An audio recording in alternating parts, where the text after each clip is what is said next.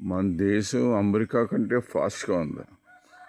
అమెరికాలో ప్రెసిడెంట్కి గెలవాలంటే వ్యక్తిగత విషయాలు కూడా చూస్తారు.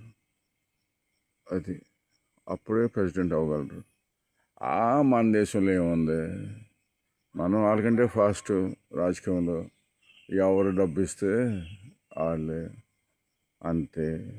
ఇక్కడ చట్టాలు న్యాయాలు లేవయ్యా, ఉత్తి పేపర్ మీదే అంతే. రాజ్యాంగం కూడా అందరూ ప్రమాణం చేస్తారు. ఎక్కడ ఉంది? ఆర్టికల్ 15 ఉల్లంఘించారు. మగవాళ్ళేమో బస్ టికెట్లు కొనుక్కొని నుంచోవాలి. ఇదేం పాపం అయ్యా? అడిగేవాడంటే ఆడు పిచ్చోడు.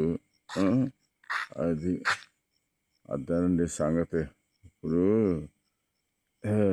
నేను ఎంపీటీసీగా నుంచుందామంటే ఒక అతను వెంకటాపురంలో, మరి డబ్బు కావాలి కదయ్యా అన్నాడు. సరే దాందేముంది ఇచ్చేద్దాం అన్న.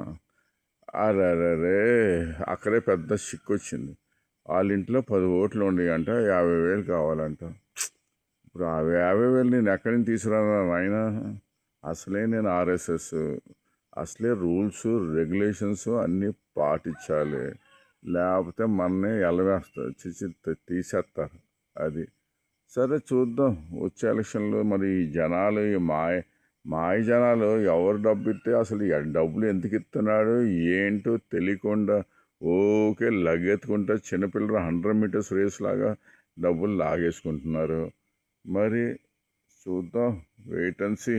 మళ్ళీ పంచాయతీ ఎలక్షన్లోనూ మళ్ళీ ఎంపీటీసీ ఎలక్షన్లు వస్తున్నాయి కదా, మేము ఎటైనా నుంచోంలే, మా దగ్గర అంత డబ్బులు లేవులే కానీ నుంచుంటానికి. సర్లే చూద్దాం, మరి వెయిట్ అండ్ సీ పాలసీ ఉపయోగించాలి. అది